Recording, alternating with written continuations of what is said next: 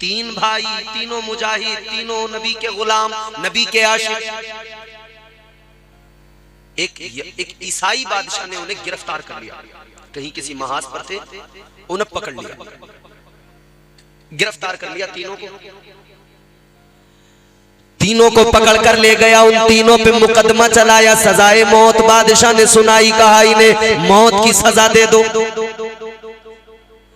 मगर मौत की सजा देने से पहले ये कहा गया, अगर तुम अपने मजहब को छोड़ दो, इस्लाम को छोड़ दो, तो तुम्हारी जान बख्श दी जाएगी। कहने लगे तुम ईसाई हो जाओ तो तुम्हें छोड़ देंगे, अपने मजहब को छोड़ दो, इस्लाम को छोड़ दो, ईसाई हो जाओ। अगर तुम ईसाइयत को अपना लोगे तुम्हारी जान बख्श दी जाएगी, तुम्हें छोड़ दिया जाएगा, वरना याद रहे तुम्हारी मौत तय है। अल्लाह की जानिब से अगर हमारे लिए पैगाम शहादत आ चुका है तब हम जामे शहादत नोश कर लेंगे, और अगर मौत नहीं आई है तो दुनिया की कोई ताकत हमें मार नहीं सकती है। और सुन ले, तू हमें खरीदना चाहता है, इस्लाम से पीछे हटाना चाहता है, इतना जान ले, तू इतना समझ ले, हम वो कौम है जो जान मांगो तो जान देंगे, जो माल मांगो तो माल देंगे, मगर ना होगा ये हमसे हरगिज नबी का जाहो जलाल देंगे। कहने लगे सुनो, वो कोई और होगा अपना जो ईमान दे देगा, वो कोई और होगा अपना जो ईमान दे देगा, नबी पर चाहने, नबी का चाहने वाला नबी पर जान दे देगा। हम ये जज्बा रखते हैं, हम मर तो सकते हैं, इस्लाम नहीं छोड़ सकते। तकलीफें हैं, होती रहे, परेशानियां हैं, होती रहे, ये तो चलता रहेगा। हम गुनहगार जरूर हैं, गद्दार नहीं। उन तीनों भाइयों ने कहा हम किसी हालत में ईमान नहीं छोड़ सकते, इस्लाम नहीं छोड़ सकते। बादशाह ने कहा तेल गर्म करो एक कढ़ाई में। आग जलाई गई, एक बहुत बड़ा कढ़ाव, उसमें तेल गर्म किया गया, खौलाया गया तेल को। बड़े भाई को पकड़ा बादशाह के सिपाहियों ने, उठा के उस खौलते हुए तेल में डाल दिया। वो नबी का दीवाना, नबी का गुलाम, अल्लाह और उसके रसूल की मोहब्बत में दुनिया को छोड़ गया, उसने जामे शहादत नोश कर लिया। दो भाई सामने खड़े हैं, एक भाई शहीद किया गया, दोनों देख रहे हैं। बादशाह ने कहा उन दोनों से तुम्हारे पास अभी भी वक्त है, एक भाई तुम्हारा गया, तुम चाहो तो अपनी जिंदगियां बचा सकते हो, अभी भी तुम चाहो, तुम्हें डर तो आ गया होगा ना तुम्हारे दिल में, पता तो लग गया होगा कि जैसे इसको खत्म किया वैसे तुम्हें भी कर देंगे। ये डराना चाहते थे मगर डरा नहीं पाए। वो नौजवान, वो मुजाहिद कहने लगा क्या समझता है हम ये सब देखकर डर के पीछे हट जाएंगे? कहता है हमने तो अपनी जान का सौदा पहले ही कर दिया है, ये जान हमारी नहीं है, इस जान पर तो अल्लाह उसके रसूल का हक है। ये जिंदगी हमने इस्लाम के लिए वक्फ कर दी है, ये जिंदगी इस्लाम की खातिर है। कहने लगे कोई फर्क नहीं पड़ता। अब क्या किया उन जालिमों ने, दूसरे भाई को भी पकड़ा, मंझले वाले को पकड़कर उसको भी खोलते हुए तेल में डाल दिया, उसको भी लाकर उसी में डाल दिया। वो दूसरा भी शहीद हो गया, दो भाइयों को शहीद कर दिया गया। तीसरा भाई वहां पर खड़ा है, उसने ये मंजर अपनी आंखों से देखा है, उसके चेहरे पे भोलापन है, वो बड़ा हसीनो जमील है, वो दोनों का बड़ा प्यारा था, दोनों भाइयों का चहीता था। वो तीसरा छोटा भाई था। अल्लाह अल्लाह, वजीर ने जब उसकी मासूमियत को देखा, उसके हुस्न को देखा, उसके चेहरे को देखा, उसके चेहरे की खामोशी को देखा, वजीर बादशाह से आकर कहने लगा ए बादशाह, दो तो चले गए, दो तो शहीद हो गए, लेकिन ये जो तीसरा बाकी रह गया है, ए बादशाह बड़ा हसीनो जमील है, बड़ा खूबसूरत बच्चा है, ए बादशाह मुझे 1 महीने की मोहलत दे दे, ये बच्चा मेरे हवाले कर दे, ये जवान मेरे हवाले कर दे, 1 महीने की मोहलत दे दे। ए बादशाह मैं गारंटी लेता हूँ 1 महीने के बाद में ये मुसलमान नहीं रहेगा, ईसाइयत को अपना लेगा। ए बादशाह 1 महीने की मोहलत दे दे। बादशाह ने कहा ठीक है, 1 महीने की मोहलत तो दे देता हूँ, इसे तेरे हवाले तो कर रहा हूँ, मगर जान ले अगर 1 महीने के बाद ये ईमान को छोड़कर, इस्लाम को छोड़कर ईसाइयत में नहीं आया तो इसके साथ में तुझे भी सजा दूंगा।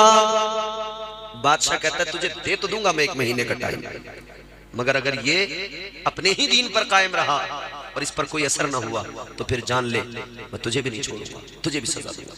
वजीर कहने लगा ठीक है मुझे मंजूर है। बादशाह ने कहा इसके हवाले कर दो।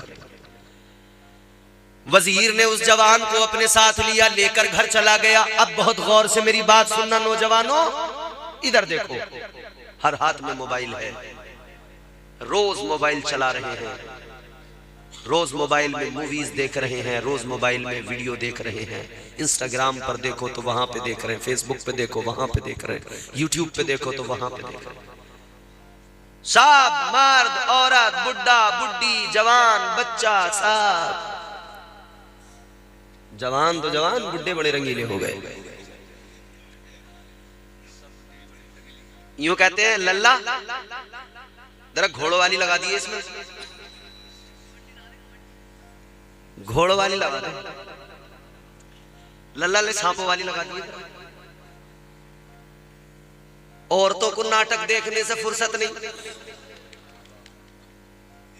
वो नाटक देख देख के घर में नाटक कर रही है।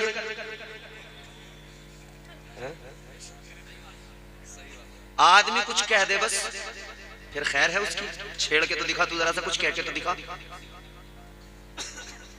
अब घर में माहौल बदल जाएगा, भूख हड़ताल हो जाएगी, चूल्हा ठप पड़ गया। और गुस्सा, गुस्सा फिर ऐसा, अगर इधर से उधर को जाएगी घर में तो बोलते बोलते बोलते बोलते, उधर से इधर आएगी तब बोलते। आदमी चुपचाप बैठा, देख रहा सुन रहा, चुपचाप। इधर से गई तो बोलते बोलते, उधर से आई तो बोलते बोलते। इस घर में मुझे कभी आराम नहीं मिला, इस घर में मुझे कभी सुकून नहीं मिला, इतने साल हो गए, मेरी तो जिंदगी बर्बाद हो गई। मेरे माँ बाप ने मुझे यहाँ लाके बांध दिया और बिचौलिया को अलग से 10 गालियां, उसका बेड़ा गर्क हो जाए कम बखत का, उसने इन नंगों में मुझे करा दिया था।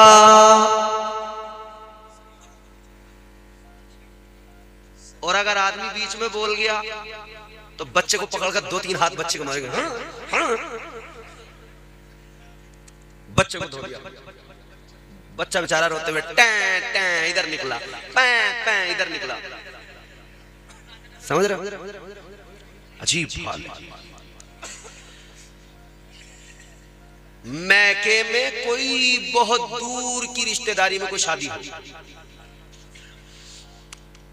दूर का रिश्ता हो, दूर की रिश्तेदारी हो, फुप्पो की नंद के देवर का ब्याह है, तो 1 महीना पहले से अजी वो फला तारीख में फुप्पो की नंद के देवर का ब्याह, वहां जाना।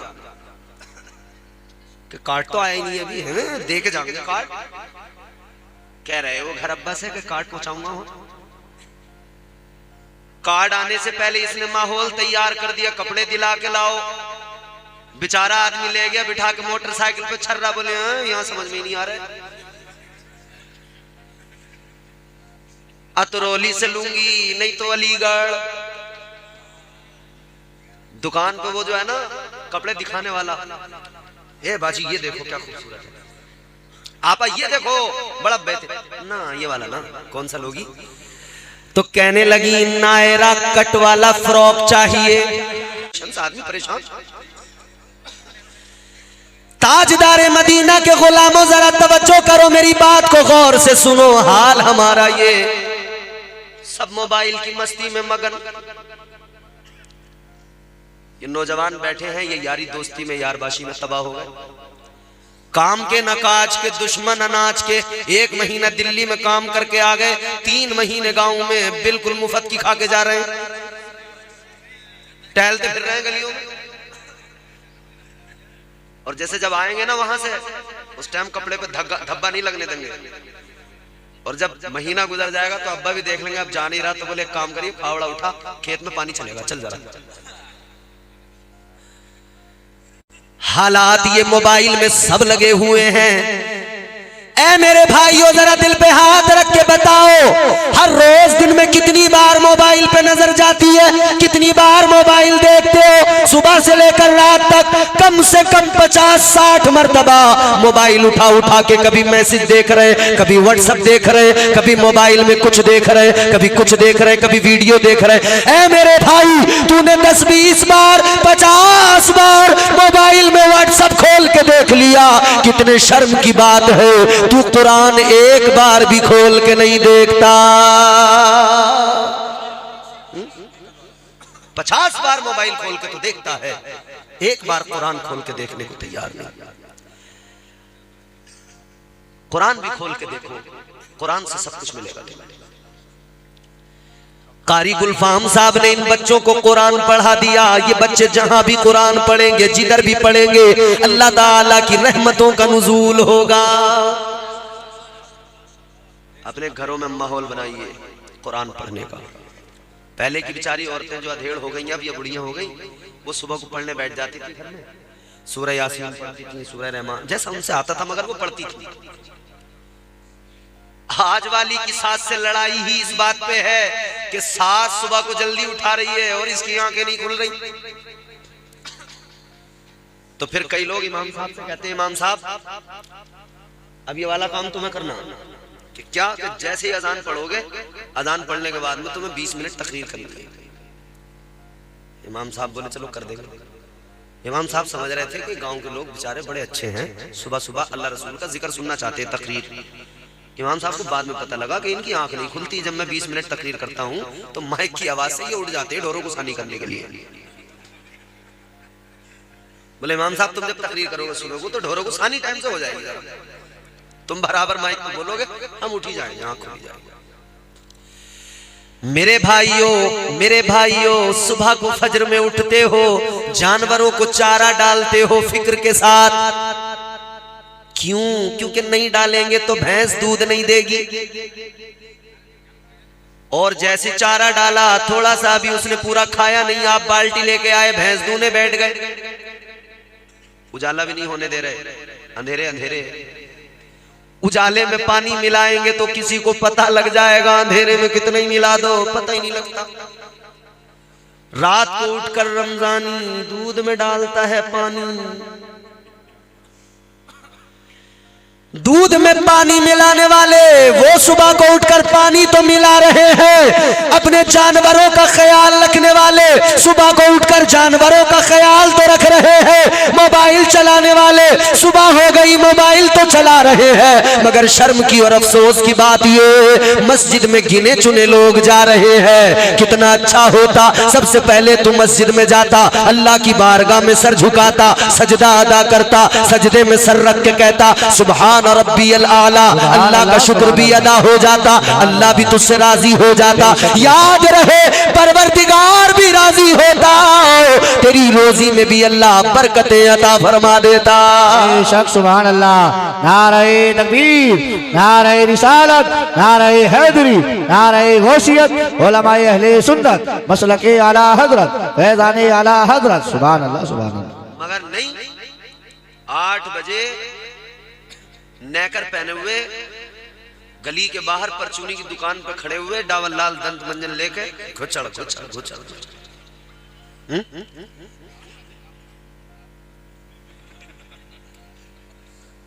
यहां तो आधी तकरीर मुझे तुम्हारी एडवाइस से करनी पड़ेगी, जो बातें मुझे नहीं पता है वो तुम बता रहे हो।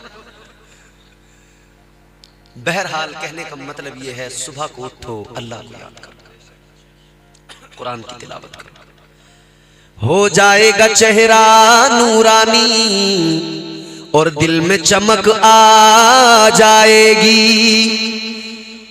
हो जाएगा चेहरा नूरानी और दिल में चमक आ जाएगी। तुम रोज कलामे पाक पढ़ो, सांसों में महक आ जाएगी।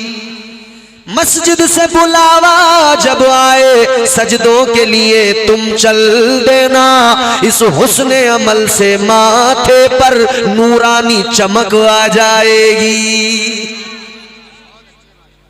कुरान से मोहब्बत कीजिए, नमाजों से मोहब्बत कीजिए, वो समझता था वजीर कि मैं इसका दिल बदल दूंगा, इसकी तबीयत बदल दूंगा, मगर वो नबी से मोहब्बत करने वाला, कुरान पढ़ने वाला, नमाजें पढ़ने वाला,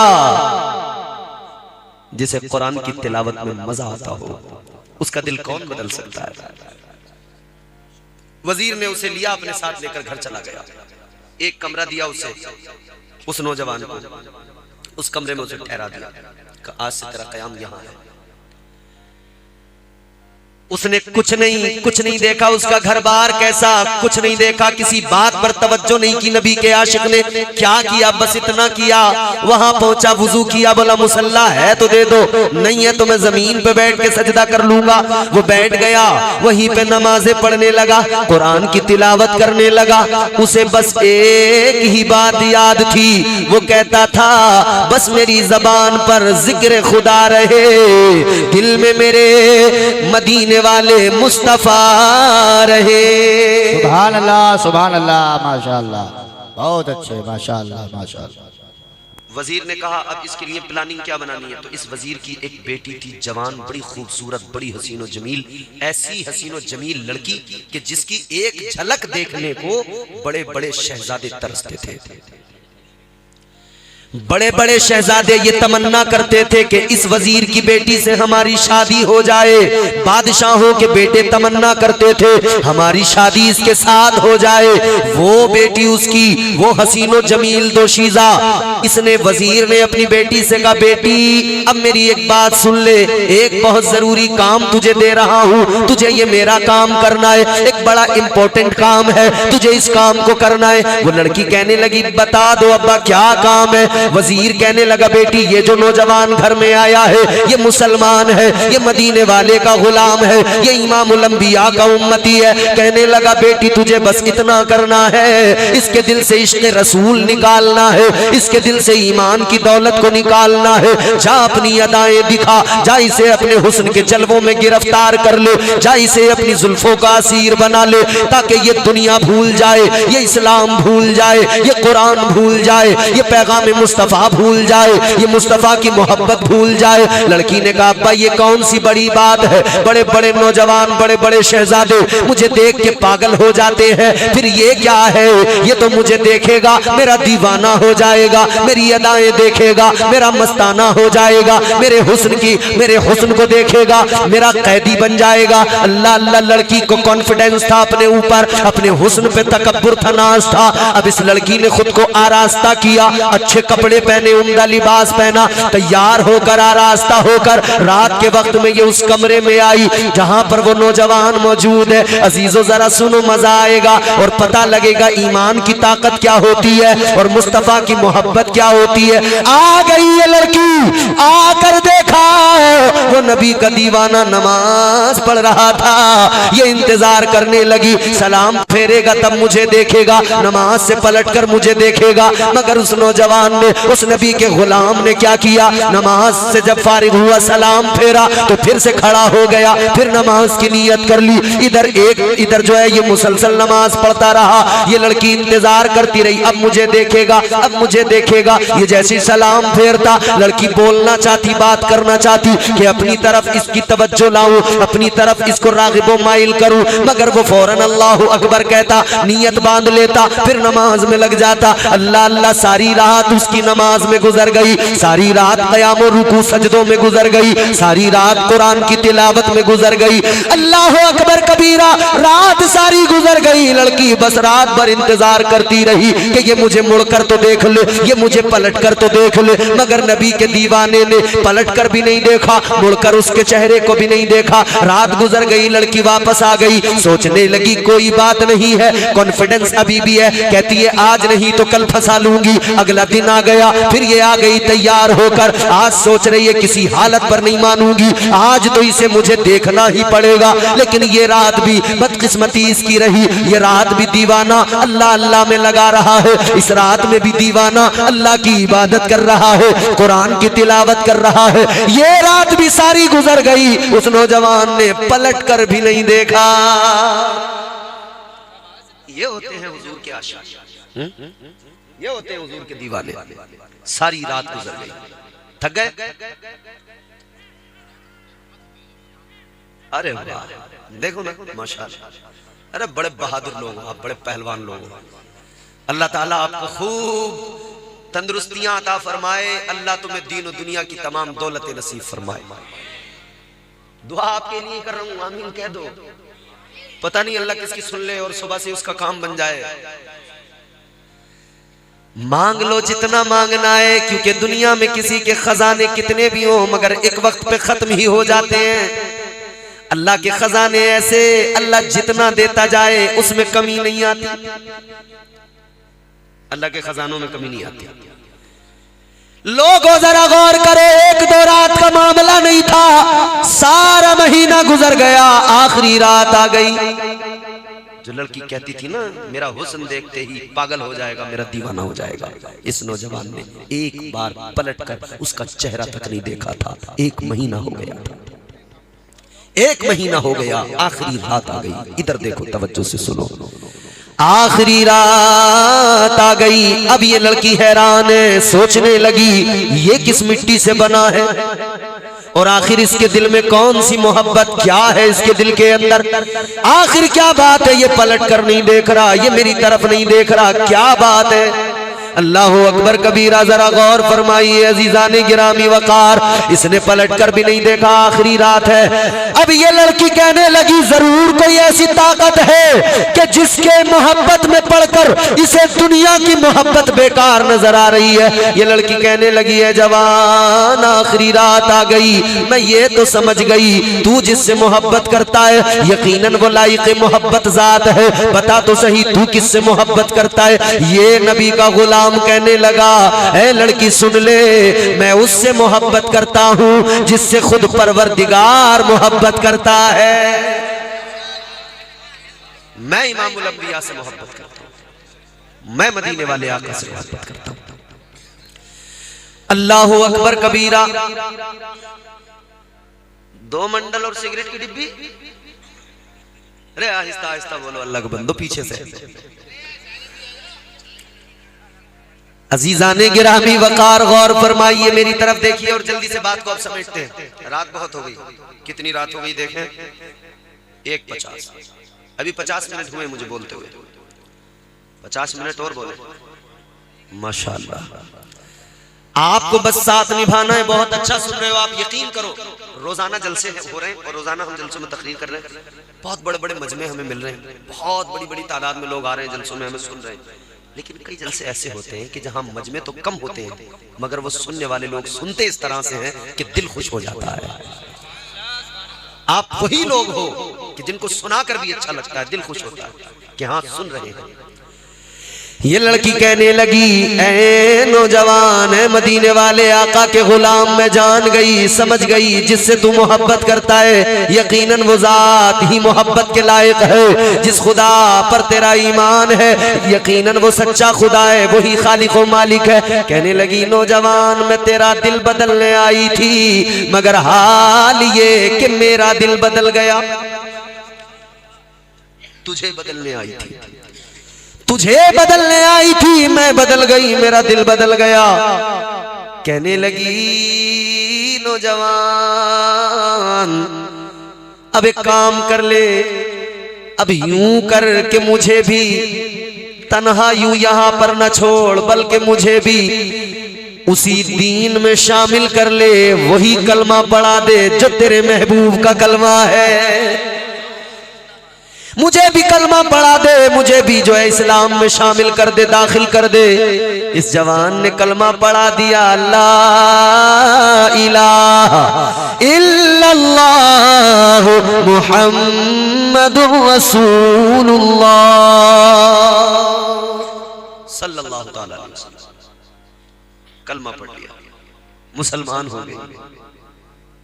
अब ये लड़की कहती है, सुन, अगर मेरे बाप को पता लग गया, बादशाह को पता लग गया, न तू बचेगा न मैं बचूंगी। एक काम कर, रात के सन्नाटे में निकल जाते हैं दोनों, बस इतना करना, तू मुझसे निकाह कर लेना, मैं तेरे साथ अपनी जिंदगी गुजार लूंगी और इस्लाम पे मैं साबित कदम रहकर अपनी आखिरत को संवार लूंगी। रात के सन्नाटे में ये दोनों निकल गए। छुप छुप के जा रहे हैं, किसी की नजर न पड़ जाए, बादशाह के सिपाही न देख ले, पकड़े गए तो फिर वो ले जाएंगे, सजा होगी। दोनों रात के अंधेरे में छुप छुप के आगे बढ़ते जा रहे हैं, आबादी से निकल गए, जंगल में पहुंच गए। एक जंगल से गुजर रहे, मैदान आ गया, मैदान से गुजर रहे कि पीछे से घोड़ों के दौड़ने की आवाज आई।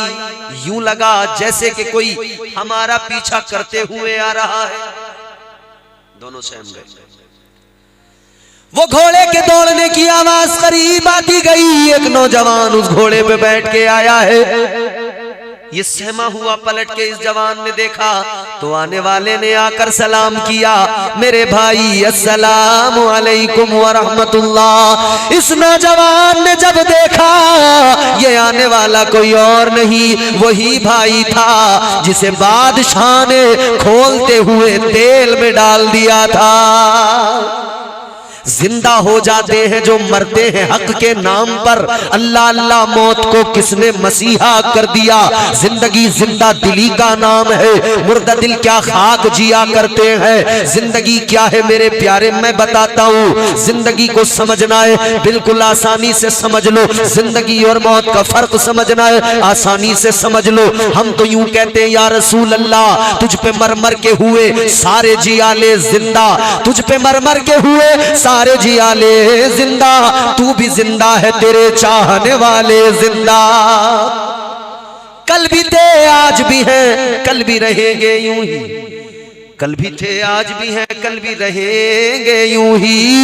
फातिमा जहरा की आगोश के पाले जिंदा। यूं तो कहने को हर एक शख्स है जिंदा, लेकिन जिंदा तो वो है जो ईमान बचा ले जिंदा। जिंदा वो है जिसके सीने में ईमान है। कहा भाई बादशाह ने सजा दी, उसने अपना काम किया, मगर अल्लाह ताला ने हयात जावेदानी अता फरमा दी। कहा भाई मैं इसलिए आया हूं कि मैं तुम दोनों का निकाह पढ़ा दूं और तुम फिर यहां से किसी महफूज मकाम पे चले जाओ। ऐ लोगों अब जरा समझो, अल्लाह ने जो दिया अनमोल दिया, बोलो ना सुभान अल्लाह। ईमान इस्लाम अनमोल है कि नहीं? कोई दुनिया में कीमत लगा सकता है? परवरदिगारे आलम खालिक़े कायनात रब्बे लम यज़ल व ला यज़ाल ने जब कलम को पैदा फरमाया, अल्लाह ने कलम को हुक्म दिया कलम लिख। कलम अर्ज करने लगा परवरदिगार क्या लिखूं? अल्लाह ताला ने फरमाया ए कलम जनाबे हजरते आदम की उम्मत का कानून लिख दे। कलम अर्ज करने लगा या अल्लाह क्या कानून है, क्या लिखना है? परवरदिगारे आलम ने फरमाया कलम लिख दे, जितने भी नेक होंगे, जितने भी परहेजगार होंगे, जितने भी मुत्तकी होंगे, जितने नेक लोग होंगे सब जन्नत में जाएंगे, जितने गुनहगार होंगे वो सारे के सारे दोज़ख में जाएंगे। कलम ने कानून लिख दिया, हजरत आदम की उम्मत का कानून। अल्लाह ने हुक्म दिया, कलम ने लिख दिया। अल्लाह ताला ने मजीद फरमाया कलम जनाबे हजरत शीस पैगंबर की उम्मत का कानून लिख दे। कलम अर्ज करने लगा मौला कानून क्या है? अल्लाह ने फरमाया वही पुराना कानून है, जितने नेक होंगे जन्नत में जाएंगे, जितने गुनहगार होंगे दोज़ख में जाएंगे। ये भी लिख दिया गया। अल्लाह ने फरमाया जनाबे नूह अलैहिस्सलाम की उम्मत का कानून लिख दे। कलम ने फिर कानून लिखा, कानून फिर वही पुराना है, कानून में कोई बदलाव नहीं आया, कानून में कोई तब्दीली नहीं आई। अजीजा ने गिरामी वकार अल्लाह हुक्म देता रहा, कलम कानून लिखता रहा। 1,24,000 कमोबेश अंबिया कराम रसूला ने निजाम की उम्मतों के कवानीन लिखे गए। कलम ने सारी उम्मतों के कवानीन लिख दिए। कानून वही एक था, कानून में कोई बदलाव नहीं था, कानून में कोई तब्दीली नहीं थी, कानून वही एक था। जितने नेक होंगे जन्नत में जाएंगे, जितने गुनहगार होंगे दोज़ख में जाएंगे। मगर अजीजों जरा गौर से सुनो, फिर बारी हमारी आ गई। हम हुजूर के उम्मती हैं, फिर हमारी बारी आ गई। अल्लाह ने फरमाया कलम अब जरा मेरे हबीब की उम्मत का कानून लिख दे, है कलम मेरे महबूब की उम्मत का कानून लिख दे। कलम अर्ज करने लगा या अल्लाह कानून तो वही पुराना है, जितने नेक होंगे जन्नत में जाएंगे, जितने गुनहगार होंगे दोज़ख में जाएंगे। या अल्लाह कानून में तब्दीली तो अब तक नहीं आई है, तो वही पुराना कानून है, लिख देता हूँ। अल्लाह ताला ने फरमाया ऐ कलम जरा रुक जा, जरा ठहर जा, अब तक कानून वही था, अब तक कानून में कोई तब्दीली नहीं थी, अब तक कानून को बदला नहीं गया था, लेकिन अब कानून को बदला जाएगा। अब बात महबूब की उम्मत की आ गई है, अब मेरे महबूब की उम्मत की बात आ गई है। अब कानून में तब्दीली लाई जाएगी, अब कानून में तरमीम की जाएगी। या अल्लाह क्या लिखूं? अल्लाह ने फरमाया कलम यूं लिख दे, जितने नेक होंगे, जितने परहेजगार होंगे, जितने तकवाशियार होंगे, उन्हें मैं खुदा जन्नत में दाखिल करूंगा, और जितने गुनहगार होंगे वो मेरे हबीब के दामन को पकड़ के जन्नत में जाएंगे। नारे तकबीर, नारे रिसालत, नारे।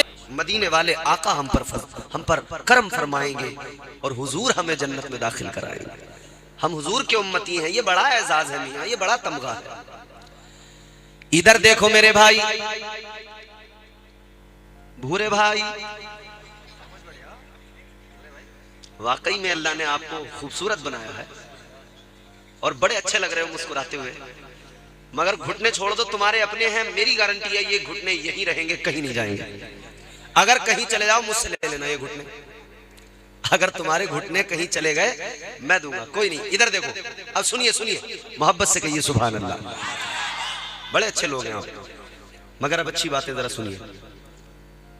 हम हुजूर के उम्मती हैं, अल्लाह ताला ने जो दिया अनमोल दिया। हम गुनहगारों को इतना नवाजा, इतना नवाजा कि हम तो उसके अहल भी नहीं थे, उसके लायक भी नहीं थे। आज हमारे यहाँ लोग शिकवे करते हैं, शिकायतें करते हैं, कहते हैं यार हमारा ये पड़ोसी है, पता नहीं कहां से इस पे दौलत आ रही है, अल्लाह इसे दे रहा, हमें नहीं दे रहा। शिकवा करने वालों, शिकायतें करने वालों, शिकवे न किया करो, शिकायतें न किया करो, बल्कि अल्लाह से यूं कहा करो या अल्लाह मैं तेरे महबूब का गुलाम हूँ, ऐ परवरदिगार मैं तेरे हबीब का उम्मती हूँ। या अल्लाह जिस तरह तू उसको नवाज रहा है, या अल्लाह इसी तरह मुझ पे भी करम फरमा दे, या अल्लाह मुझे भी नवाज दे। तेरी बड़ी शान है, तू बड़ी अजमत वाला है। वो नवाजने पे आए तो नवाज दे जमाना, वो नवाजने पे आए तो नवाज दे जमाना। वो करीम ही जो ठहरा तो करम का क्या ठिकाना। गर्दिश में कहां उसके मुकद्दर का सितारा हो, जिसको मयस्सर तेरी रहमत का सहारा। तन्हा है अकेला है तू, यकता है अहद है, गैरत तेरी करती नहीं शिरकत को गवारा। हक ये है कि तुझ बिन कोई माबूद नहीं है तेरे सिवा कौन मददगार हमारा। मेरे नबी जब इस्लाम की तबलीग कर रहे थे मक्के के अंदर, मक्के वाले, मक्के के सरदार, मक्के के काफिर आका की बारगाह में आ गए। आकर कहने लगे ऐ मोहम्मद अरबी इस्लाम की तबलीग बंद कर दो, इस्लाम की तबलीग को रोक दो। कहने लगे माल चाहिए तो हमें बताओ, दौलत चाहिए हमें बताओ, खजाना चाहिए हमें बताओ, ओहदा चाहिए हमें बताओ, इख्तिदार चाहिए हमें बताओ। ऐ मोहम्मद अरबी सोना चांदी चाहिए हमें बताओ, इस्लाम की तबलीग को रोक दो। जो मांगोगे हम तुम्हें देंगे, जितना माल मांगोगे हम तुम्हें देंगे। अगर तुम कोई कुर्सी मांगोगे, ओहदा मांगोगे, हम तुम्हें उस ओहदे पे फाइज करेंगे। अगर तुम कहो मक्के की कोई भी हसीन से हसीन लड़की नजर आए, वो तुम्हें पसंद आ जाए, तुम कहो उससे निकाह करना है, हम तुम्हारा निकाह कराएंगे। जो चाहो वो हम करेंगे, मगर इस्लाम को रोक दो, इस्लाम की तबलीग को रोक दो। सुनो सुनो, दुनिया खरीदने आई थी, मक्के के सरदार खरीदने आए थे, मक्के के अमीर खरीदने आए थे। ताजदारे मदीना ने ऐलान फरमा दिया, ऐ मक्के के अमीरों, ऐ मक्के के सरदारों, जरा गौर से सुनो। इमामुल अंबिया ने फरमाया सुनो, अगर तुम मेरे एक हाथ पर सारी दुनिया के खजाने रख दो, एक हाथ पर कायनात की सारी दौलत रख दो, और दूसरे हाथ पर ये चांद सूरज ला कर रख दो, फिर कहो कि मैं इस्लाम की तबलीग को रोक दूं। आका फरमाते हैं मैं सारी दौलत को ठुकरा दूंगा मगर इस्लाम की तबलीग को कभी बंद नहीं किया जा सकता। ये इस्लाम है, अनमोल है, इसकी कोई कीमत नहीं। इस्लाम था, इस्लाम है, इस्लाम रहेगा। कुरान था, कुरान है, कुरान रहेगा। इस्लाम की गर्दन पे हुसैन इब्ने अली का एहसान था, एहसान है, एहसान रहेगा।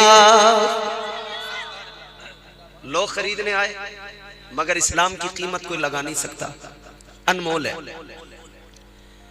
हुजूर के सहाबा के आगे लोगों ने कहा तुम्हें हम बहुत माल देंगे मगर इस्लाम से मुंह मोड़ लो। उन्होंने कहा कि सुनो, तुम्हें बहुत दौलत देंगे, बहुत माल देंगे, तुम इस्लाम से मुंह मोड़ लो।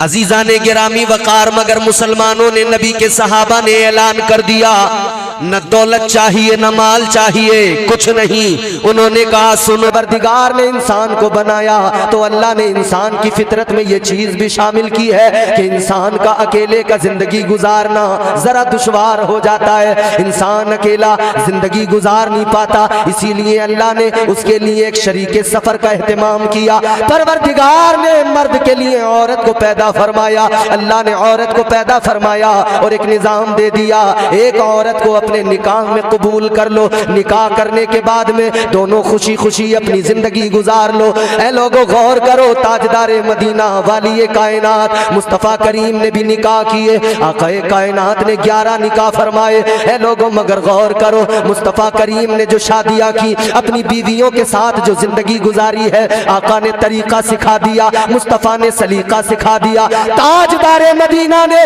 जिंदगी जीने का करीना अता कर दिया। ऐ लोगों, इंसान को जिंदगी के अंदर शरीके सफर की जरूरत पड़ती है। ये जिंदगी का सफर है मेरे प्यारे, ये जिंदगी है, ये दुनिया है जहां हम और आप है मुसाफिर बन के आए हैं। और आप जानते हैं जब कोई सफर में अकेला होता है वो सफर उसका बेरंग होता है, वो सफर बेमजा हुआ करता है। चाय पिलाने वाले भैया मेरी तरफ देखो यार, गौर से सुनो, मैं आपको सुनाऊंगा इंशाअल्लाह, कुरान सुनाऊंगा, मुस्तफ़ा की जिंदगी आपके सामने रखूंगा। ए बच्चों, ए बेटा खामोश हो, देखो बस आराम से आप सुनते रहना, बात समझते रहना, जोर से कहो सुभान अल्लाह। आप कभी सफर पे निकलते हैं, हमारे सैयद साहब तो बिला भी दिल्ली के सफर पे निकलेंगे, हम लोग सफर पे निकलते रहते हैं, लेकिन मेरे अजीजों सफर पे एक अकेला आदमी जाए कोई मजा सफर में नहीं आता। और सफर तो वैसे भी सफर होता है, एक आदमी अकेला तन्हा सफर में जाए, सफर में कोई लुत्फ नहीं आता, कोई मजा नहीं आता। मजा तो छोड़ो, वो परेशान हो जाता है, उसका सफर ऐसा गुजरता है कि लम्हा लम्हा तबीयत पे गिरा गुजरता है। एक अकेला बंदा सफर पे निकले तो सफर कैसा होता है, लेकिन साथ में एक और हो जाए, दो हो जाए, तो फिर एक दूसरे से बात करते हुए, एक दूसरे से हंसते बोलते सफर हो जाता है, आराम से आसानी से सफर गुजर जाता है, एहसास भी नहीं होता है। रास्ते में एक दूसरे के साथ में कई चीजों का फायदा होता है और आम जबान में हम लोग कहा करते हैं एक से दो भले हुआ करते हैं। ऐ मेरे अजीजों, ये जो जिंदगी का सफर है ये बेरंग बेमजा ना हो जाए, अल्लाह ने इसीलिए तन्हा नहीं रहने दिया।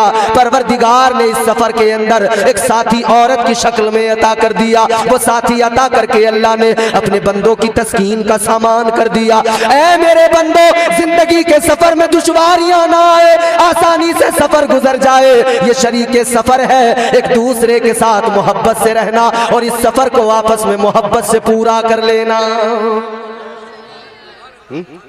तो अल्लाह ने जब पहले आदमी, पहले इंसान हजरत आदम अलैहिस्सलाम को पैदा किया तो साथ ही साथ अल्लाह ने फिर जब आपको जन्नत में भेज दिया ना, जन्नत के अंदर थे, तो फिर अल्लाह ताला ने आपकी बाईं पसली से हजरत हव्वा को पैदा फरमा दिया, पहली औरत, पहली खातून। और लतीफ बात यह है, हजरत आदम को अल्लाह ने पैदा किया, फिर जन्नत में दाखिल किया, जन्नत में आप रहने लगे मगर दिल नहीं लगता था। औरत की अहमियत भी समझ लो। मर्द जन्नत के अंदर, हजरत आदम अलैहिस्सलाम जन्नत के अंदर, मगर दिल नहीं लगता है, क्योंकि इंसान के खमीर में ये चीज है, उसे अपना हम जिन्स चाहिए। इंसान इंसान के साथ ही रहता है। इंसान को जंगल में छोड़ दो रह नहीं पाएगा, जानवरों में छोड़ दो रह नहीं पाएगा। इंसान इंसानों में रहेगा, लेकिन जानवर इंसानों के साथ रह लिया करते हैं।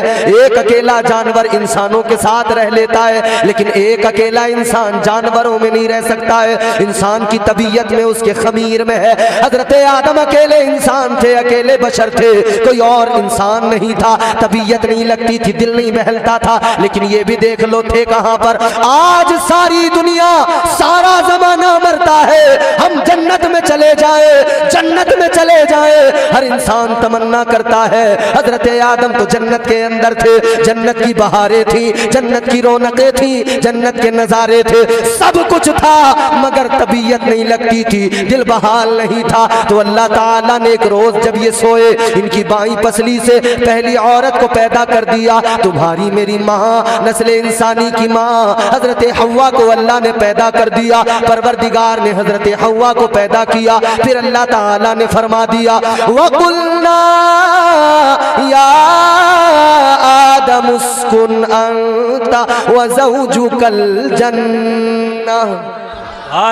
अल्लाह ताला ने फरमाया, ए आदम ओ हव्वा, ए आदम अपनी ज़ौजा के साथ जन्नत में रहो।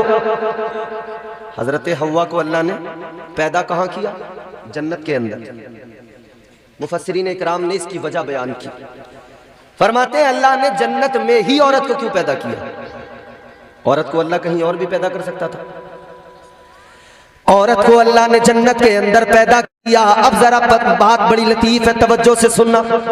अल्लाह ताला ने औरत को जन्नत के अंदर पैदा किया, यानी औरत की आंख खुली है तो इसने सबसे पहले जन्नत को देखा है।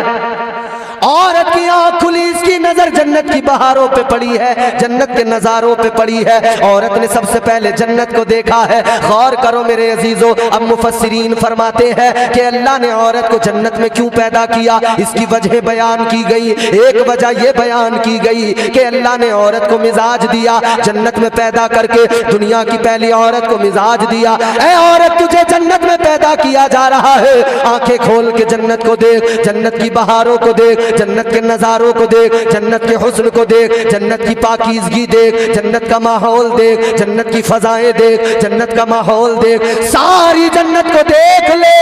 आज जन्नत के अंदर है, आज जन्नत पे नजर डाल ले, जन्नत को जरा करीने से देख ले, जन्नत को देख ले, क्योंकि तुझे दुनिया में जाना है। जब तू दुनिया में जाएगी, दुनिया में तुझे अपना एक घर बसाना है। जब तू दुनिया में जाकर अपना घर बसाएगी, याद रखना उधर दुनिया में इस जन्नत को न भूलना, इस जन्नत को याद रखना और अपने घर को जन्नत का नमूना बना देना। सुभान अल्लाह, सुभान अल्लाह, बहुत खूब, बहुत खूब। अपने घर को जन्नत का, अल्लाह ने औरत को मिजाज दिया था अपने घर को जन्नत का नमूना बना देना। ये अलग बात है कि आज औरतों ने जन्नत को, घर को जन्नत का नमूना नहीं, कुछ और ही बना रखा। अल्लाह ताला ने हजरत हव्वा, हजरत आदम जोड़ा मिला दिया। पूरी तफसीलात है, दाने गंदुम खाया, वो तमाम तर तफसीलात फिर अल्लाह ने ज़मीन पे भेज दिया। हजरत आदम अलैहिस्सलाम दुनिया के अंदर ज़मीन पर आए। अल्लाह ताला ने आपकी तौबा को जब कबूल कर लिया तो फिर बुलबुले सिदरा को भेजा, तायरे सिदरा को भेजा। फरमाया जिब्राइल जाओ, अब जमीन पे इंसान को आबाद किया जाएगा, अब जमीन पे इंसानियत को आबाद करने का वक्त आया है। अब आदम को जरा दुनिया में रहने के तरीके सिखा दो, खेती करना सिखा दो, जमीन का सीना चाक करके उसमें दाना डालना सिखा दो, जमीन से फसलें उगाना सिखा दो, जमीन से अपने लिए चीजें पैदा करना सिखा दो।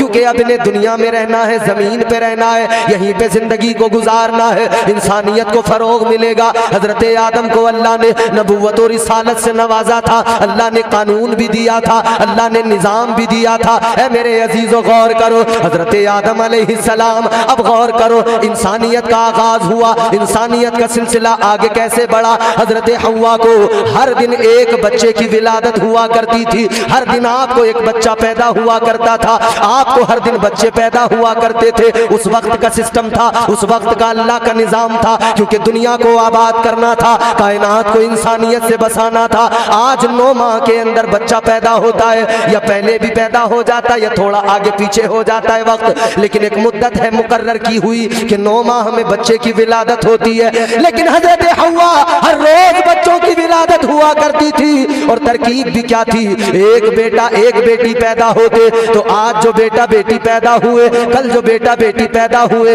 उन दोनों को एक दूसरे के साथ में अलग अलग करके शादियां की जाती थी। इधर का बेटा उधर की बेटी, इधर की बेटी उधर का बेटा, इस तरह से रिश्ते को बदला जाता था। क्योंकि एक वक्त में जो पैदा हुए वो दोनों सगे भाई बहन कहलाते थे, दूसरी बार में जो पैदा हुए वो दोनों सगे भाई बहन कहलाते थे, रिश्ता बदला जाता था, इसी तरह से रिश्ते को बदला जाता था। लेकिन याद रखो मेरे अजीजों, दुनिया के अंदर जितना मर्द का किरदार है उतना औरत का भी किरदार है। जमीन पर आबादी के अंदर, जमीन को बसाने में इंसानियत से, जमीन को आबादी जमीन को जो है जमीन पर इंसानियत की आबादी के मामले में मर्द और औरत दोनों का बराबर सहयोग और इनका दोनों का बराबर का साथ है।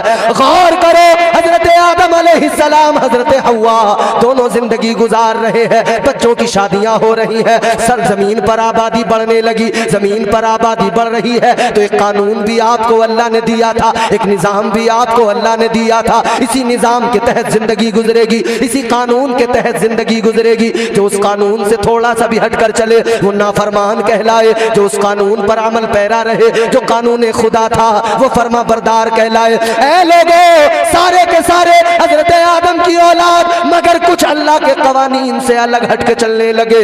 आज भी होता है, एक घर के अंदर एक बाप के 4 बेटे, 2 बेटे बाप की बात को मानते हैं, 1-2 ऐसे जो बात ही नहीं मानते, नाफरमान हो जाते हैं। हजरत आदम के जरिए इंसानियत दुनिया में आई, लेकिन सुनो सुनो, कुछ नाफरमान भी हो गए। उन्हीं नाफरमानों में एक नाम काबील का भी है। इंसान की जिंदगी में औरत का बड़ा दखल होता है, अल्लाह ताला ने इसीलिए सिस्टम दिया है। औरत के साथ में जिंदगी कैसे गुजारोगे, अपने महबूब की जिंदगी को अल्लाह ने इसीलिए नमूना बनाया है। जैसा मेरे महबूब ने सबक पढ़ाया है, इस सबक को याद रखना, फिर ऐन इसी के मुआफिक और इसी के मुताबिक अपनी जिंदगी गुजारना। इधर काबील है, एक तरफ हाबील है, एक के सीने में ईमान है, दूसरा जो है जिद्दी है, अपनी अकड़ पे है। गौर करो मेरे अजीजों, इंसान की जिंदगी में औरत की अहमियत भी सुन लो।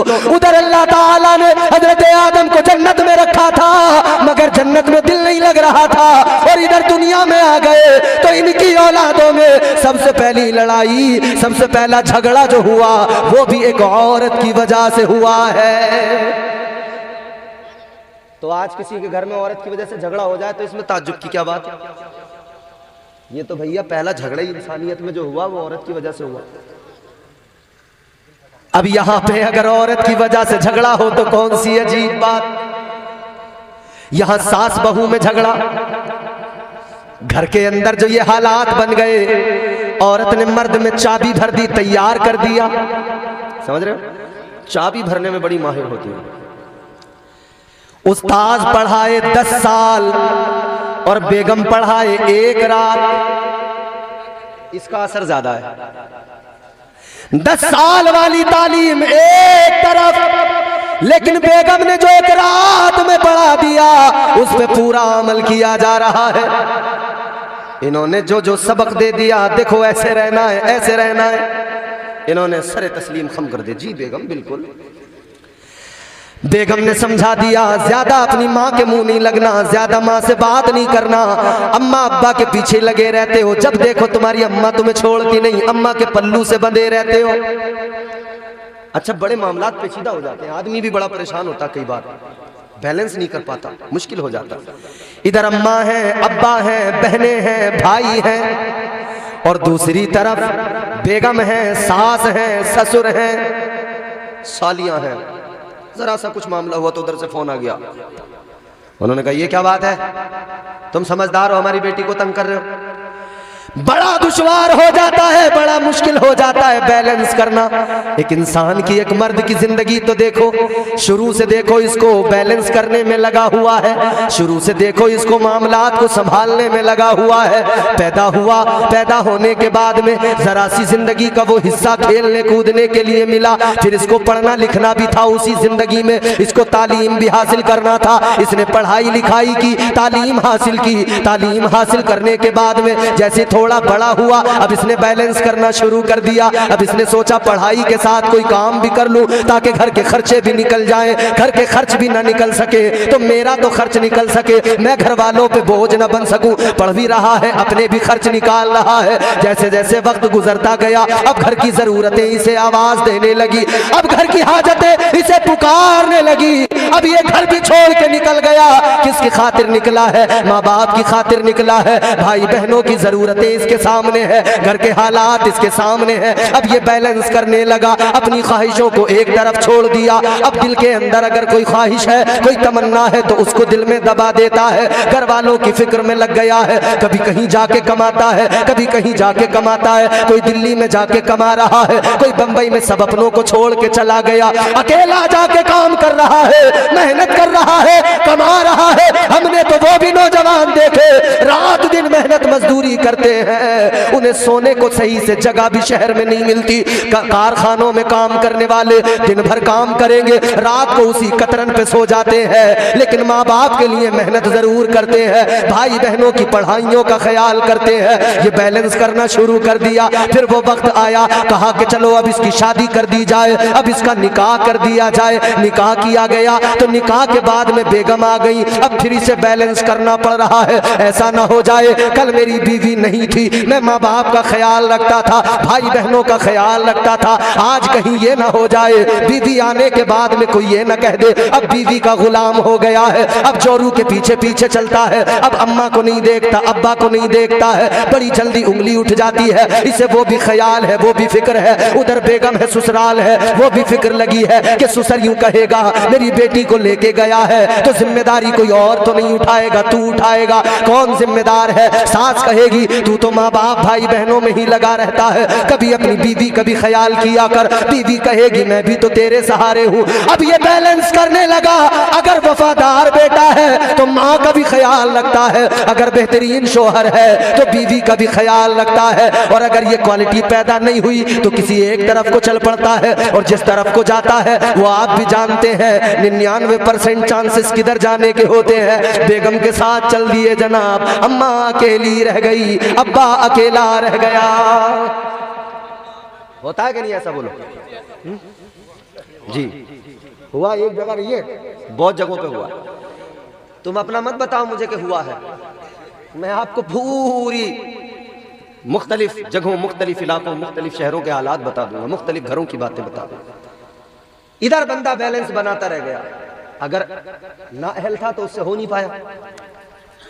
और बाज ऐसे भी होते हैं जो शुरू से नालायक होते हैं, वो शुरू से नहीं समझते, वो शुरू से ही आवारा मिजाज बन जाते हैं। उनको माँ बाप अगर बाहर भेजे कमाने के लिए, उनसे कहा जाए कमाओ, घर की जरूरतें देखो, मुफलिसी देखो, तो वो चले तो जाते हैं मगर फिर भी कोई तीर नहीं मारते, शहरों में जाकर आवारा हो जाते हैं, क्योंकि उन्हें सोहबतें गलत मिल जाती हैं, दोस्त गलत मिल जाते हैं।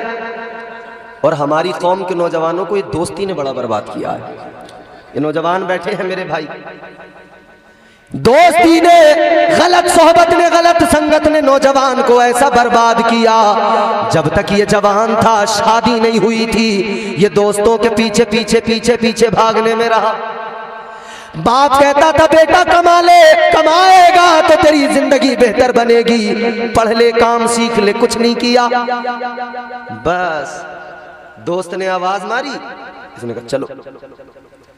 कहता था दोस्त तेरे लिए अपनी जान दे दूंगा, तू रात को आवाज देगा, मैं रात को निकल के आऊंगा, और खुद अपने हालात पे कभी गौर न किया। फटीचर था मगर दोस्तियों के चक्कर में नवाब बना रहा, दोस्त की अपाचे। और ये देखो जनाब, दोस्त की अपाचे पे उड़े उड़े फिर रहे हैं। पल्सर दोस्त की है, बगले इनकी फूली हुई है। पल्सर दोस्त की है, अकड़े हुए ये टहल रहे हैं।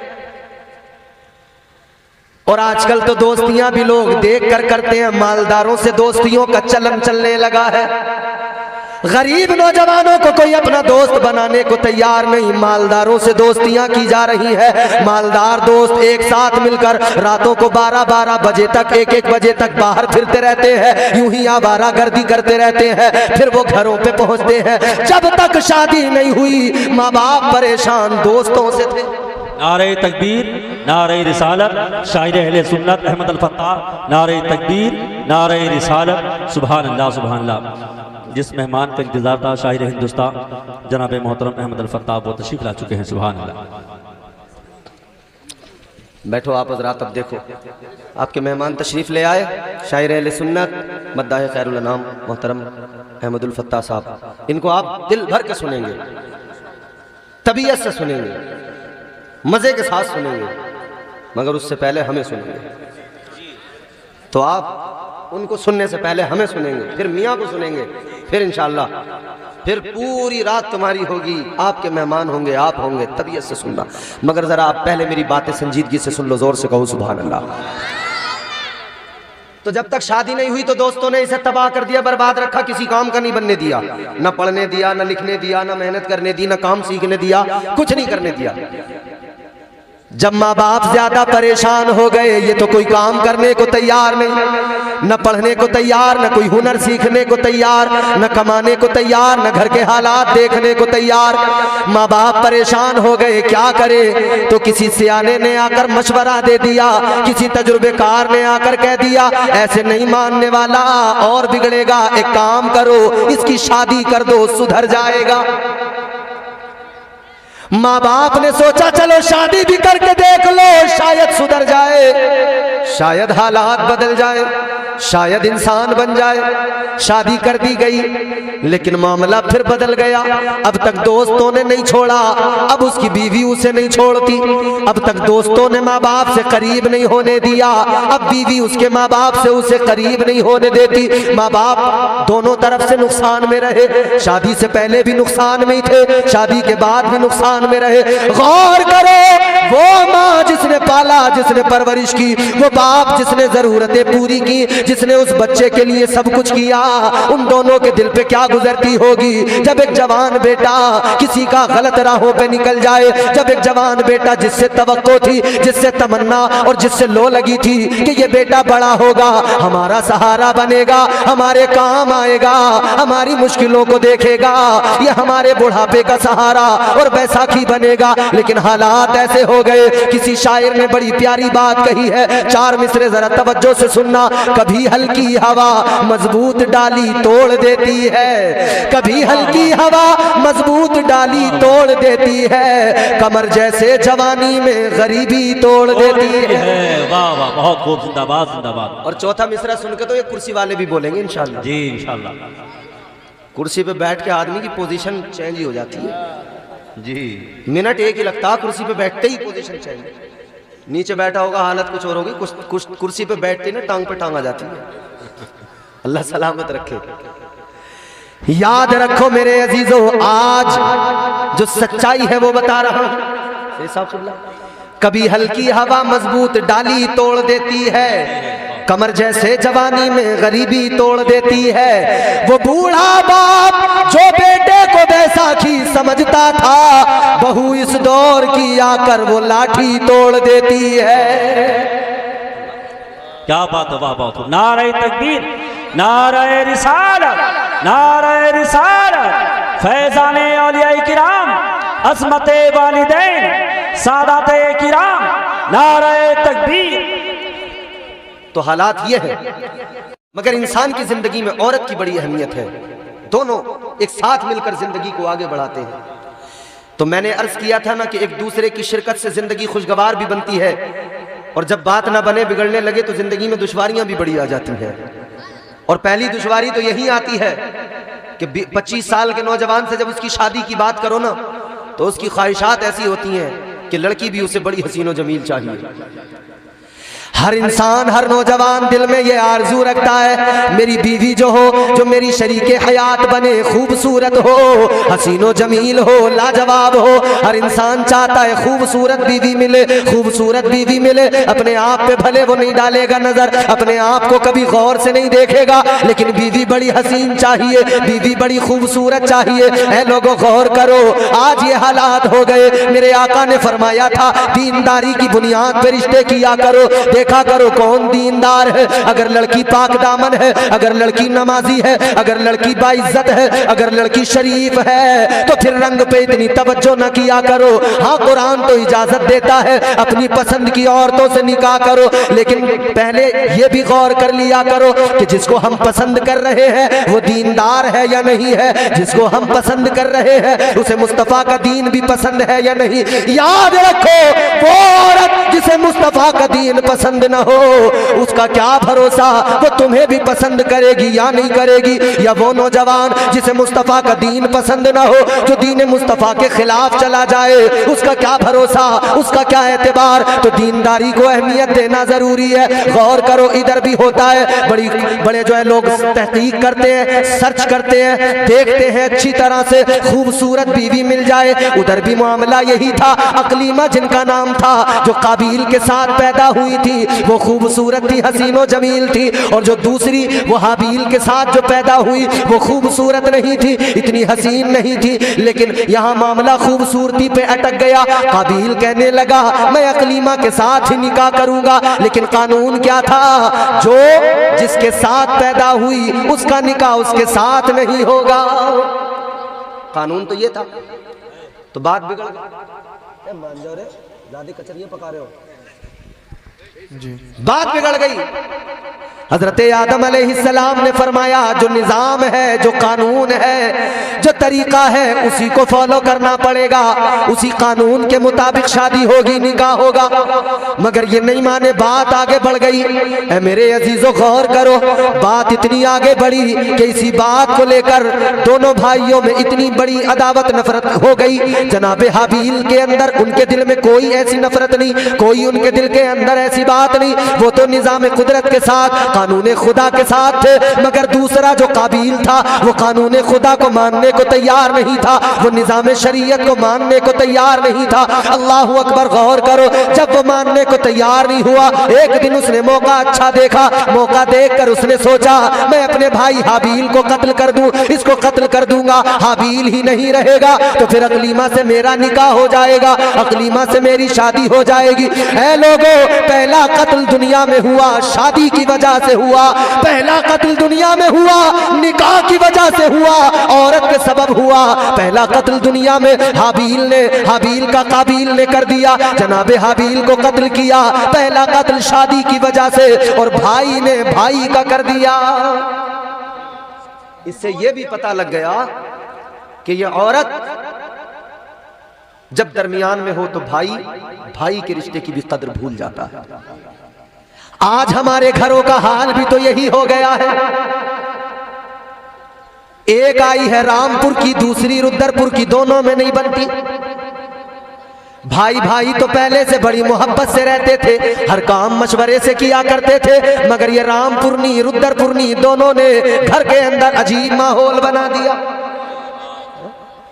बात बिगड़ती चली गई, बिगड़ती चली गई, बिगड़ती चली गई। इतनी बिगड़ी कि दीवार पे न रुकी, तलवार पे आ गई।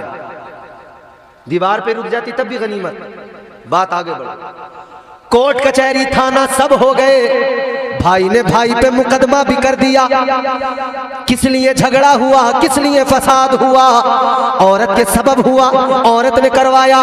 तो आज ऐ साहिबे अक्ल लोगों, अल्लाह ताला ने आपको और मुझे सलीमुल अक्ल बनाया, और औरत को अल्लाह ताला ने अक्ल दी मगर कम दी। औरत को नाकिसुल अक्ल कहा जाता है, और आदमी जो है मर्द को कामिलुल अक्ल कहा जाता है। लेकिन अजीब तमाशा है, ये नाकिसुल अक्ल कामिलुल अक्ल पे गालिब आ जाती है।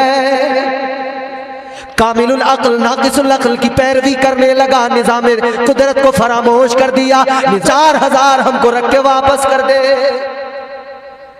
क्या जबरदस्त बिजनेस है भाई। हमारे मेहमान आए, खाना वाना नहीं खिलाएंगे। अच्छा, तो अजीब बिजनेस चला है सैयद साहब किबला। यार इससे अच्छा बिजनेस आदमी को कहां मिलेगा? यूं 5,000 दिए और यूं 10,000 ले लिए, घंटा एक नहीं लगा, 5,000 देते 10,000 आ रहे। लो हजरत बता रहे हैं, आज की न्यूज बता रहे हैं। स्कॉर्पियो मांगी मुंह से, नहीं दी तो वो बारात ले गया वापस। ये हालात मगर गौर करो, याद रखना मेरे अजीजों, कहने वाले ने बड़ी प्यारी बात कही, तरीके मुस्तफा को छोड़ना है वजह बर्बादी, इसी से कौम दुनिया में हुई बेइक्तिदार अपनी। आज ले उनसे पना, आज मदद मांग उनसे, मेरे इमाम ने बता दिया जुर्म बड़े हैं, कल आका को मुंह दिखाना है। आज अगर इन जुर्मों पे, अपने जराइम पे शर्मिंदा ना हुए तो कल कौन सा मुंह आका को दिखाओगे? कल आका के सामने कैसे जाओगे? ऐ लोगों जरा गौर करो, तर्ज जिंदगानी को बदलने की जरूरत है। हालात क्या हो गए? आका ने फरमाया निकाह करो, निकाह करना सुन्नत है मेरे हुजूर की, मगर हमने सुन्नत को बिजनेस में बदल दिया, कारोबार में बदल दिया, तिजारत में बदल दिया, तवक्को लेने की ज्यादा रखते हैं। अल्लाह रहम फरमाए। गौर करो मेरे अजीजों, हालात ये हो गए, सास जो माँ है लड़के की, उसकी उम्र 50 साल हो गई, 40 साल हो गई, लेकिन इतनी उम्र में अभी शादी तो बाद में होगी, रिश्ता पक्का हो रहा है, या रस्म मंगनी की अदा की जा रही है, तो वो जो लड़की है जो दुल्हन बन के आएगी वो तो अभी बाद में उसका मामला, उसके लिए जो चीजें होंगी बाद की बात है। पहले तो सास को जेवर चाहिए, इधर कानों में भी चाहिए, नाक में भी चाहिए, पैरों में भी चाहिए, चमचम। पहले सास को चाहिए, उसका नंबर तो बाद में आ रहा है। गौर करो मेरे अजीजों, आज क्या से क्या हो गए हम। मेरे मुस्तफ़ा करीम वाली ये कायनात ने इस उम्मत को पैगाम दिया, निकाह को आसान कर दो, जिना को मुश्किल कर दो, लेकिन हालात क्या है? हमने इसका बिल्कुल उल्टा कर दिया, जिना को आसान कर दिया, निकाह को मुश्किल कर दिया। आज तुम दुनिया में देखो, अगर कोई गरीब शादी करना चाहे उसे बड़ा इंतजाम करना पड़ता है, लाखों रुपए इंतजाम करेगा फिर शादी होगी, लेकिन जिना को इतना लोगों ने आसान किया, जगह जगह कोठे बना दिए, जगह जगह तवाइफें बैठी हुई है। ऐ लोगों, तर्ज जिंदगानी को बदलने की जरूरत है, हुजूर की सुन्नतों को अपनाओ, ताजदारे मदीना के तरीके को फॉलो करो। आओ जरा आका की सीरत पे नजर डाल लो, आका की जिंदगी पे नजर डाल लो। आका ने जिंदगी गुजारी है, मुस्तफा करीम ने जो निकाह किए हैं, जो शादियां की है। आज अगर कोई जरा सा मालदार हो, किसी का बेटा जरा सा खूबसूरत हो, किसी को अच्छी नौकरी मिल गई हो या अच्छा कारोबार चल रहा हो, उसकी डिमांड बड़ी होती है, उसकी आरजुएं बड़ी होती है, उसकी ख्वाहिशात बड़ी होती है। लेकिन आओ मुझे बताओ, इस पूरी कायनात के अंदर, इस पूरी दुनिया के अंदर कोई ऐसा हसीन, कोई ऐसा खूबसूरत है जो मेरे आका के जैसा हो? खुदा की कसम कोई नहीं है, कोई नहीं मेरे आका की तरह। उनके जैसा कोई कौनैन में आया ही नहीं, उनके जैसा कोई कौनैन में आया ही नहीं, आता भी कैसे जब अल्लाह ने बनाया ही नहीं। नारे तकबीर, नारे रिसालत, मसलके आला हजरत सुन्नत मुस्तफ़ा कॉन्फ्रेंस, हजरत अल्लामा इम्तियाज बरकाती, हुजूर सैयद सलीम मियां साहब किबला, उलमाए किराम। ऐसा कोई महबूब हुआ है न कहीं है, ऐसा कोई महबूब हुआ है न कहीं है, बैठा है चटाई पे मगर अर्श नशी है, वो ताजदारे मदीना की शान है। मेरे आका से ज्यादा हसीन कोई नहीं, मेरे आका से ज्यादा खूबसूरत कोई नहीं, मेरे आका से ज्यादा अखलाको किरदार का, उम्दा अखलाको किरदार का पैकर कोई नहीं, मेरे आका से बढ़कर कायनात में शरीफ इंसान कोई नहीं, मेरे आका से बढ़कर अजीम कोई नहीं, मेरे आका से बढ़कर शान रखने वाला कोई नहीं, मेरे आका से बढ़कर मर्तबे रखने वाला कोई नहीं। वो महबूबे खुदा, वो जाने कायनात। मगर मेरे आका की शादी देख लो, जब मेरे आका जवान हुए, आका की जवानी है, अल्लाह अकबर, ताजदारे मदीना ने पहला निकाह करके बता दिया, ऐ मेरे उम्मत के लोगों, तुम याद रखना, मेरे तरीके को अपनाना। आज तुम ये चाहते हो लड़की ऐसी हो वैसी हो, मगर मेरे आका ने 22 साल की उम्र में 40 साल की एक बेवा हजरत खदीजा से निकाह किया और बता दिया कि ये जो तुम्हारे दिल में इतनी तमन्नाएं होती है, ये जो आरजुएं होती है, इन आरजुओं के, तमन्नाओं के, ख्वाहिशों के गुलाम न बन जाना, बल्कि इतना याद रखना कि तरीका वही अच्छा है जो अल्लाह और रसूल ने अता किया है। जिंदाबाद। तरीका वो वाला है जो हुजूर ने अता किया। हुजूर ने 40 साल की हजरत खदीजतुल कुबरा बेवा है, उनसे पहला निकाह किया। मेरे आका का ऐन शबाब का आलम जवानी है।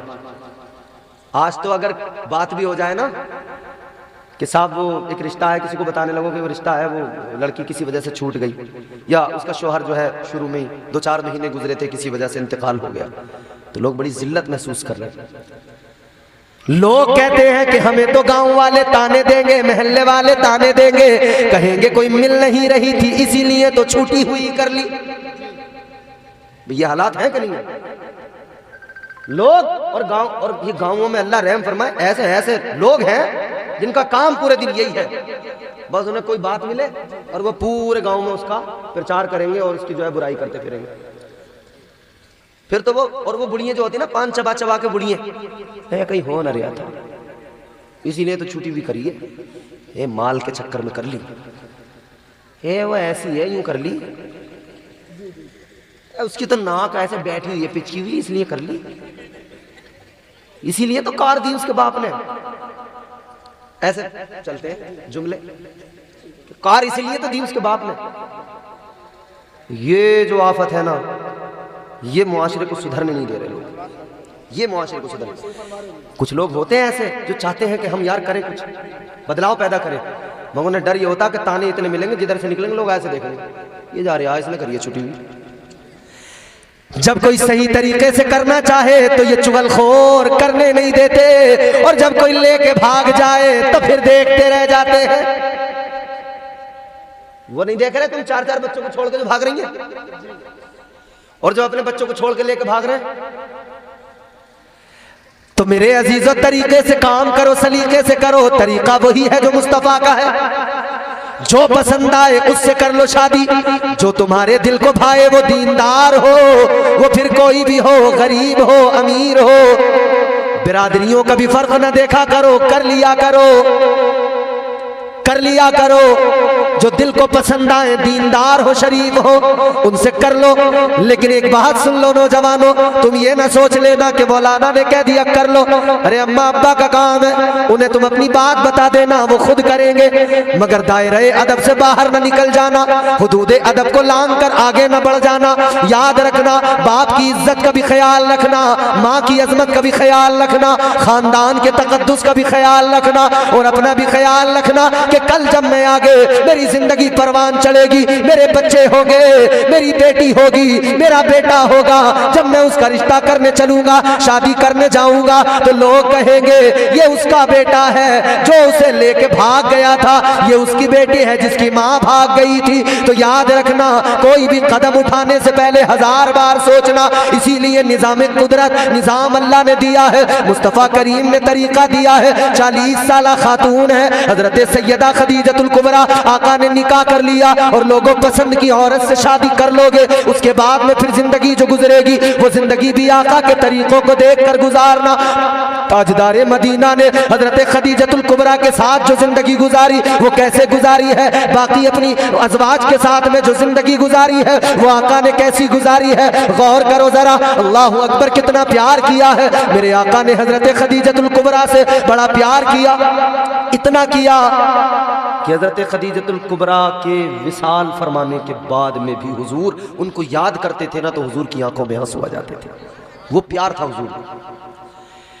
मेरे आका की चहीती बीवी, मेरे आका की प्यारी ज़ौजा उम्मुल मोमिनीन सिद्दीक की बेटी सिद्दीका हजरत आयशा सिद्दीका रज़ी अल्लाह ताला अन्हा, आप फरमाती हैं एक रोज दरवाजे पे दस्तक हुई, मैंने दरवाजा खोल के देखा, एक खातून खड़ी है, एक बूढ़ी औरत खड़ी है ज़ईफा, ताजदारे मदीना घर के अंदर है। इधर हजरत आयशा सिद्दीका ने दरवाजा खोला है, देखा एक बूढ़ी खातून ज़ईफा है। इधर मेरे आका ने फरमाया ए आयशा कौन है? हजरत आयशा कहती है या रसूल रसूल अल्लाह, एक खातून आई है, आपको मालूम कर रही है। ताजदारे मदीना आगे बढ़े, मेरे मुस्तफ़ा ने खातून को देखा। ताजदारे मदीना ने जैसे ही देखा, मेरे मुस्तफ़ा फौरन आगे बढ़े। मुस्तफ़ा करीम ताजदारे मदीना वाली कायनात ने उन्हें देखा, आका की आंखें नम हो गई। मुस्तफ़ा ने अदब से बिठाया, उनका बड़ा अदब किया, प्यार से उनको बिठाया और हजरत आयशा से फरमाया, आयशा जाओ घर के अंदर जो कुछ भी खाने के लिए मौजूद है जल्दी लेकर आ जाओ, दस्तरखान पे लाकर रख दो। जो कुछ भी घर में था आ गया, दस्तरखान पे लगा दिया गया। अब दस्तरखान पे लगाने के बाद में अल्लाह अकबर, हजरत आयशा सिद्दीका रज़ी अल्लाह ताला अन्हा देख रही है, हुजूर उनको बार बार चीजें खिला रहे हैं, उन्हें खिलाया पिलाया। उसके बाद में आका ने उनसे बातें की। फिर जब वो जाने लगी तो ताजदारे मदीना ने उन्हें तोहफे दिए, जो कुछ भी देना था आका ने सामान भी दिया। आका ने उनको रुखसत किया, इधर वो गई, इधर मेरे आका ने उनको रुखसत किया। हजरत आयशा देख रही है, अल्लाह अकबर कबीरा। मेरे आका की बारगाह में हजरत आयशा ने अर्ज किया, या रसूल अल्लाह, ए ताजदारे मदीना, जरा ये बताइए ये कौन खुशनसीब खातून है जिसका पैगंबर इस्लाम अदब कर रहे हैं? ये कौन खुशनसीब खातून है जिसकी इतनी ताजीम जाने कायनात कर रहे हैं, महबूबे खुदा कर रहे हैं? मेरे मुस्तफ़ा की आंखें भीग गई। मेरे आका ने फरमाया, ए आयशा, ये मेरी कोई रिश्तेदार तो नहीं है ए आयशा, लेकिन ये वो खातून है जो मेरी खदीजा की सहेली रही है, ये खदीजतुल कुबरा की सहेली है। आज ये आई थी तो मैंने वो किया कि जब खदीजा की मौजूदगी में आती थी तो खदीजा भी इसी तरह का सुलूक इनके साथ में किया करती थी। मेरी खदीजा ने जो किया अपनी सहेली के साथ में अच्छा सुलूक, आका फरमाते हैं आज मुझे इन्हें देखकर खदीजा की याद आ गई और मैंने भी इनके साथ में वही मोहब्बत का सुलूक किया है। सुभान अल्लाह, सुभान अल्लाह, बहुत खूब भाई, जिंदाबाद। हुजूर तो अपनी ज़ौजा की सहेली के साथ भी ये ताज़ीम और अदब का मामला, ये मोहब्बत, हुजूर अपने घर के अंदर अपने बिस्तर पे लेटे हैं। हुजूर ने यूं सिमट कर, मैं ये आखिरी बात है मेरी, ख़त्म हो गई। हुजूर यूं सिमटे हुए हैं और सिमटे हुए हुजूर सिसकियों की आवाज़ें निकल रही हैं, सिसकियों की सदाएं बुलंद हो रही हैं, रो रहे हैं आका की आंखों में आंसू। हजरत आयशा आगे बढ़ी, देखा हुजूर किस लिए आंखों में आंसू, क्यों रो रहे हैं? ताजदारे मदीना की बारगाह में अर्ज किया, या रसूल अल्लाह, आंखों में आंसू किस लिए? या रसूल अल्लाह, रोने की वजह क्या है? मेरे आका ने, मेरे मुस्तफ़ा करीम ने फरमाया, ऐ आयशा, आज मुझे अपनी खदीजा की याद आ रही है। आज किसी की बीवी दुनिया से चली जाए, 40 में तक याद रखते हैं, फिर भूल जाते हैं, दूसरी करी जिंदगी बड़ी खुशगवार हो गई, अब कोई मतलब नहीं। लेकिन ताजदारे मदीना अपनी खदीजा, तुम्हारी मेरी माँ को याद करके रोए। आका ने फरमाया, ए आयशा, मुझे आज भी खदीजा की बड़ी याद आती है। हजरत आयशा भी बीवी है, कहने लगी, या रसूल अल्लाह, हम आपकी खिदमत में कोई कमी तो नहीं रखते। आका, क्या आप हमसे राजी नहीं है जो हमारी मौजूदगी में भी आप उन्हें याद करके रो रहे हैं? ताजदारे मदीना ने इतना सुना, इरशाद फरमाया, ए आयशा, मैं तुमसे भी राजी हूँ, तुम्हारी खिदमत से भी राजी हूँ, लेकिन याद रखो तुम मेरे सुख में मेरी साथी हो और खदीजा मेरे दुख में मेरी साथी रही है। भाई, जिंदाबाद, जिंदाबाद, नारे तकबीर।